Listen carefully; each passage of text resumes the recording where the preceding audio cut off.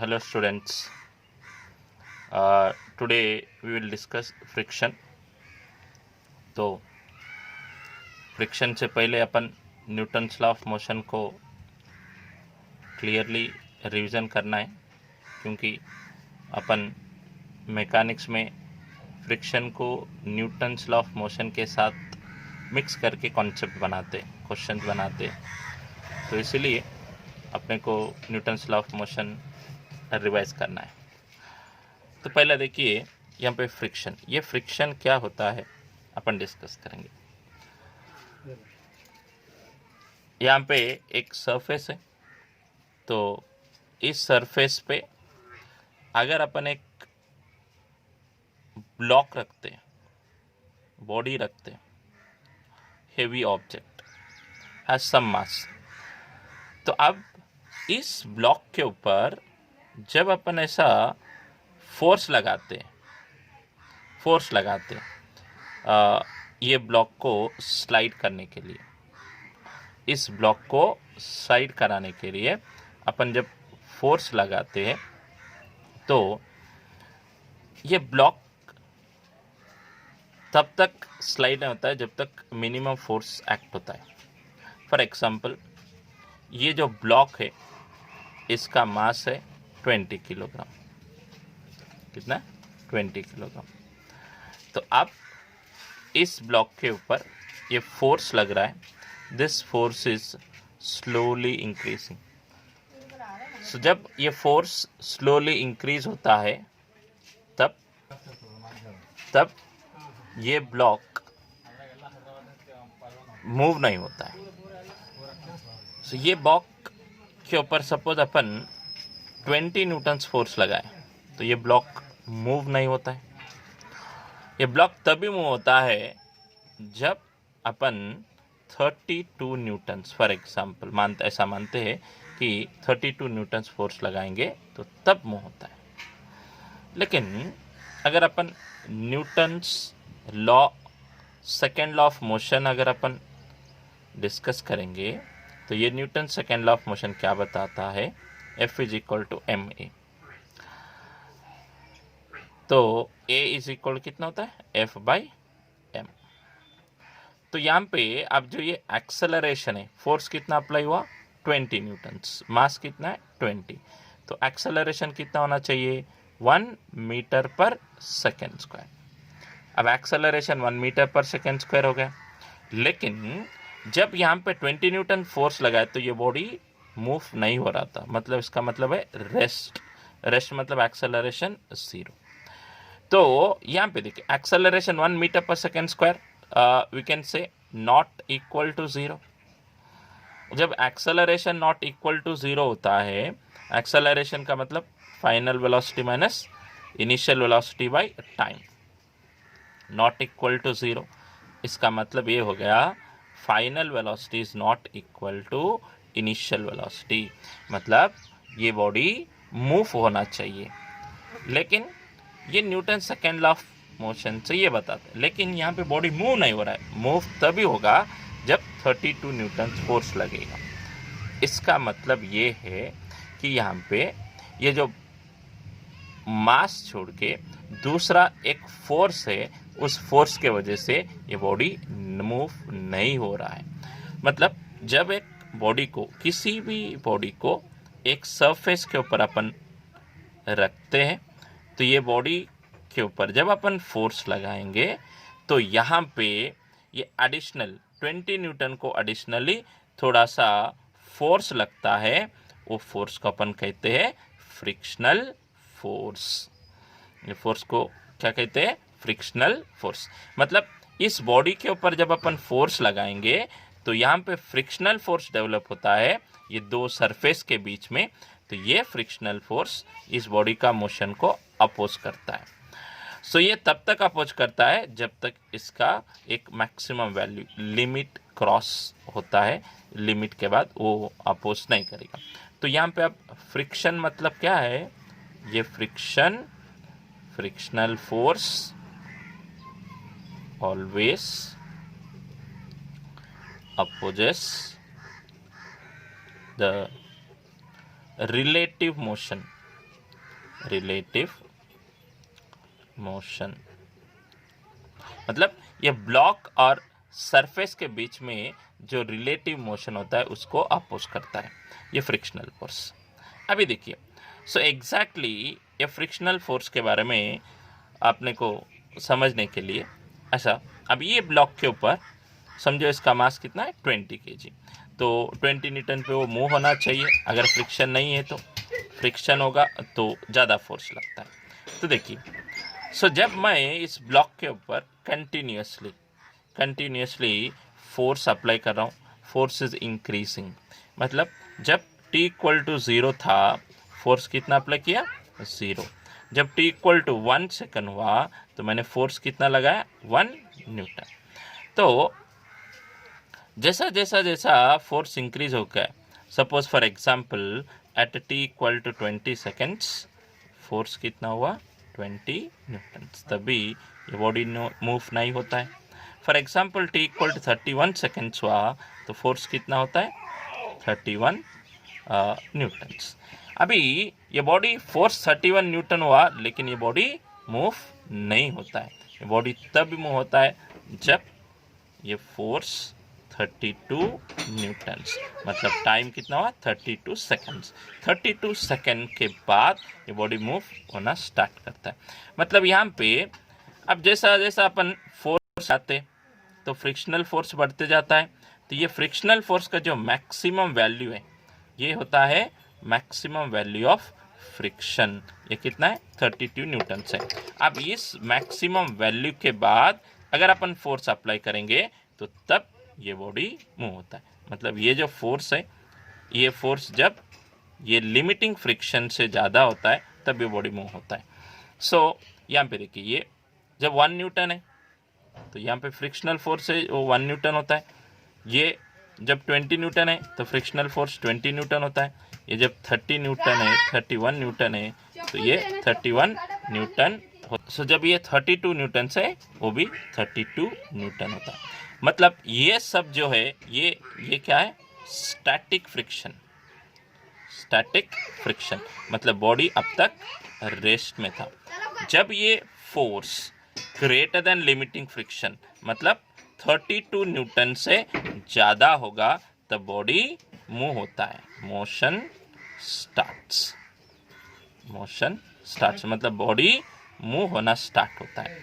अब एक बार ये बॉडी मूव होना स्टार्ट होगा तो इसे कहते हैं काइनेटिक फ्रिक्शन। तो यहाँ पे देखिए, एक बार क्लियरली देखें तो जब एक बॉडी को एक सरफेस के ऊपर अपन रखेंगे तो वो बॉडी मूव करने के लिए अपने को फोर्स लगाना पड़ता है। According to Newton first law of motion अपन क्या बताते हैं, until and unless an external force is applied on the body does not move। तो यहाँ पे बॉडी के ऊपर फोर्स लगाने के बाद भी बॉडी मूव नहीं हो रहा है क्योंकि यहाँ पे एक इस सरफेस और ब्लॉक के बीच में एक अपोजिंग फोर्स होता है। वो हमेशा ये दोनों के बीच में रिलेटिव मोशन को अपोज करते रहता है। उस फोर्स को अपन कहते हैं फ्रिक्शन। तो ये फ्रिक्शन क्यों आता है? ये फ्रिक्शन आता है जब यहाँ पे दो सरफेस है, ऐसा ये दो सरफेस के बीच में जो इंटरमॉलिक्यूलर इंटरलॉकिंग होते हैं, अनइवन सरफेस होते हैं, सरफेसेस स्मूथ नहीं होते। जब दो सरफेसेस स्मूथ नहीं है तो ऐसा जब दो बॉडीज़ को अपन ऐसा रखेंगे तो यहाँ पे इंटरलॉक हो जाता है। So this is due to molecular arrangement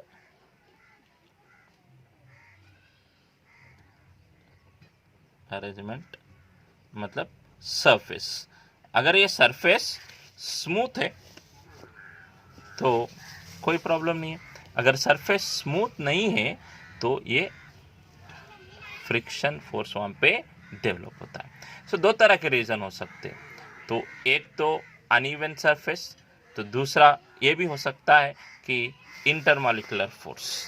तो ये intermolecular force in the form of friction opposes the motion. तो यहाँ पे अपन फ्रिक्शन के बारे में डिस्कस किए। अब नेक्स्ट का जो है अपन डेफिनेशन अगर डिस्कस किए तो फ्रिक्शन ऑलरेडी अपन यहाँ पे क्लियरली कैसा फ्रिक्शन होता है, क्या होता है डिस्कस किए। तो फ्रिक्शन देखिए, फ्रिक्शन का मतलब है force which opposes relative motion between two surfaces or body and surface। एक बॉडी को एक सरफेस के ऊपर रखे या दो सरफेसेस के रिलेटिव मोशन को ये अपोज करता है। ये जो फ्रिक्शन है ये सेल्फ एडजस्टिंग फोर्स होता है। फ्रिक्शनल फोर्स जो है सेल्फ एडजस्टिंग फोर्स। जब तक स्टैटिक फ्रिक्शन होता है, मतलब when the body is at rest the friction is static friction. Static friction मतलब जब तक स्टैटिक फ्रिक्शन लगता है तब तक बॉडी मूव नहीं होता है। तो यहाँ पे the maximum value of static friction, maximum value of static friction is called limiting friction. मतलब यहाँ पे लास्ट एग्जाम्पल में अपन जो डिस्कस किए वहाँ पे 1 से लेके 31 न्यूटन तक अपन जनरली स्टैटिक फ्रिक्शनल फोर्स कहते हैं, लेकिन वो जो 32 न्यूटन है उसको कहते हैं लिमिटिंग फ्रिक्शन, मतलब वो है मैक्सिमम वैल्यू। अब इस कंडीशन में ये फ्रिक्शनल फोर्स जो है, फ्रिक्शनल फोर्स, अब यहाँ पे जब अपन फोर्स लगाते हैं, यहाँ पे फ्रिक्शनल फोर्स लगता है when this applied force is less than the limiting force। applied force जब तक less than limiting force है, the frictional force is variable। variable मतलब अपन applied force increase किए तो frictional force भी increase होता है, लेकिन जब यहाँ पे अपन ये applied force greater than frictional force है, मतलब लिमिटिंग फ्रिक्शन है, तब फ्रिक्शनल फोर्स बिकम कांस्टेंट। मतलब ये 0 से लेके 32 तक इंक्रीज होता है, लेकिन 32 के बाद अगर ये F 33 न्यूटन्स हो गया तो लिमिटिंग फ्रिक्शन 32 होता है।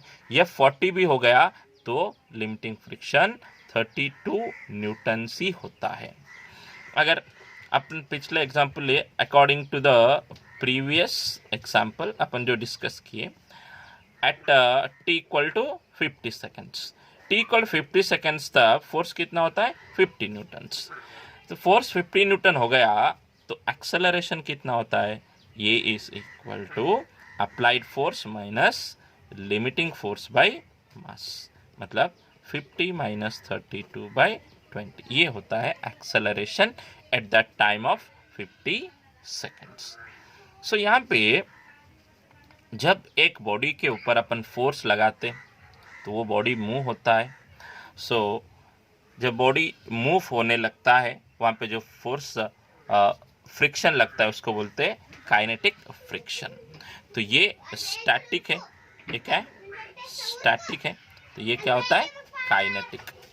तो अपन यहाँ पे ये लेक्चर में we can say introduction of friction अपन स्टार्ट किए। तो यहाँ पे देखिए क्या किए, व्हाट इज फ्रिक्शन। तो फ्रिक्शन में अपने को बेसिकली 3 टाइप ऑफ फ्रिक्शंस होते हैं। 3 type of friction, kinetic static friction, kinetic friction and rolling friction. क्या होता है स्टैटिक फ्रिक्शन, काइनेटिक फ्रिक्शन और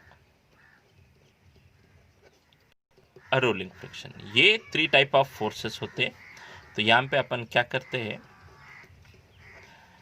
3 टाइप ऑफ फ्रिक्शन और लॉज ऑफ फ्रिक्शन, ये इतना अपन डिस्कस करते हैं, मतलब एनालिसिस ऑफ फ्रिक्शन। तो कहाँ कहाँ पे फ्रिक्शन आता है और उसको कहाँ यूज़ करते हैं ये अपन डिस्कस करते हैं। तो एक बार फिर से देखिए, जब एक बॉडी को अपन सरफेस के ऊपर रखते हैं तो उसके ऊपर अप्लाइड फोर्स, जब अपन फोर्स लगाते हैं तो वहाँ पे एक अपोजिंग फोर्स डेवलप होता है। उस अपोजिंग फोर्स को we can say frictional force. तो ये फ्रिक्शनल फोर्स हमेशा क्या करता है, अपोजिस द रिलेटिव मोशन। लेकिन इसके लिए ये एक्सप्लेन करने के लिए अपन क्या किए थे, छोटा सा एग्जाम्पल लिए थे। यहाँ पे एक बॉडी था 20 kg, जब 20 न्यूटन फोर्स लगाए थे तो according to Newton law of motion ये इतना एक्सेलरेशन आना चाहिए था, लेकिन यहाँ पे किसी तरह का एक्सेलरेशन नहीं है। मतलब यहाँ पे इससे भी ज़्यादा अपोजिंग फोर्स है। मतलब ये अपोजिंग फोर्स, यहाँ पे जो हिडन फोर्स है उसको अपन फ्रिक्शन कहते हैं। तो यहाँ पे जैसा जैसा अपन अप्लाइड फोर्स इंक्रीज करते जाते हैं, फ्रिक्शनल फोर्स भी इंक्रीज होते जाता है। एक पर्टिकुलर टाइम के बाद ये फ्रिक्शनल फोर्स जो है मैक्सिमम होता है। तो इसको कहते हैं, यहाँ तक बॉडी रेस्ट में था इसलिए ये फ्रिक्शन कहते हैं स्टैटिक फ्रिक्शन। ये जो मैक्सिमम वैल्यू था उसको कहते हैं लिमिटिंग फ्रिक्शन। जब अगर अप्लाइड फोर्स इस लिमिटिंग फ्रिक्शन से ज़्यादा होगा तो तब वो बॉडी मूव होना स्टार्ट करता है। जब एक बार बॉडी मूव होता है तो उस फ्रिक्शन को कहते हैं काइनेटिक फ्रिक्शन। ये फ्रिक्शन आता क्यों है दो सरफेस के बीच में? ये दो सरफेस के बीच में जो इरेगुलरिटीज होते हैं, सरफेस जब अनइवन होते हैं, इरेगुलरिटीज मतलब अपन ये सरफेस अगर देखते हैं तो यहाँ पे इतने सारे इरेगुलरिटीज है। अपन अगर ये पेपर भी देखते हैं तो ये पेपर पे भी कुछ इरेगुलरिटीज होते हैं। जब इस पेपर के ऊपर ये फिंगर ऐसा रखते हैं तो ये फिंगर के जो इरेगुलरिटीज, पेपर के जो इरेगुलरिटीज होते हैं वो इंटरलॉक हो जाते हैं, इसीलिए यहाँ पे एक अपोजिशन फोर्स लगता है, वो फोर्स होता है फ्रिक्शनल फोर्स। तो ये फ्रिक्शनल फोर्स कैसा होता है, ये हमेशा relative motion between the body and surface को हमेशा अपोज करता है। ये सेल्फ एडजस्टिंग फोर्स होता है, मतलब जब तक बॉडी रेस्ट में है तब तक वो फोर्स, जैसा अपन अप्लाइड फोर्स इंक्रीज करते जाते हैं तो फ्रिक्शनल फोर्स भी इंक्रीज होते जाता है और एक पर्टिकुलर वैल्यू पे वो मैक्सिमम हो जाता है। वो मैक्सिमम को अपन कहते हैं लिमिटिंग फ्रिक्शन। जब बॉडी रेस्ट में होता है तो उसको स्टैटिक फ्रिक्शन कहते, तो यहाँ पे जो मैक्सिमम वैल्यू है उसको कहते हैं लिमिटिंग फ्रिक्शन। तो जब बॉडी मोशन में आता है उसको कहते हैं अपन काइनेटिक फ्रिक्शन। तो ये फ्रिक्शनल फोर्स, यहाँ पे मैंने आपको कहा था सेल्फ एडजस्टिंग फोर्स। तो देखिए, जब तक applied force is less than limiting force, मतलब फोर्स होता है स्टैटिक, और यहाँ पे जो फोर्स है वेरिएबल फोर्स होता है, मतलब चेंज होते रहता है। जब F is greater than FL होगा तो kinetic friction, now the frictional force become constant, ये चेंज नहीं होगा। तो पिछले यहाँ पे जो अपन एग्जाम्पल लिए थे उस एग्जाम्पल के हिसाब से अगर अपन 50 सेकेंड पे acceleration of the body find out करना है तो ऐसा फाइंड आउट करना पड़ेगा। ये अप्लाइड फोर्स है तो मैक्सिमम फ्रिक्शनल फोर्स कितना है यहाँ पे 32 न्यूटन्स है, क्योंकि इससे ज़्यादा इंक्रीज नहीं होगा। तो ये अब acceleration is equal to net force by mass. Net force मतलब applied minus frictional force, 50 minus 32/20 मतलब ये होता है 18/20। ओके, मीटर पर सेकेंड स्क्वायर। इतना ये फ्रिक्शन होता है। नेक्स्ट लेक्चर में अपन ये डिस्कस करेंगे what are the type of frictions. Type of frictions static friction है, काइनेटिक फ्रिक्शन है, रोलिंग फ्रिक्शन है और लॉस ऑफ फ्रिक्शन। ये अपन नेक्स्ट लेक्चर में डिस्कस करेंगे। Thank you.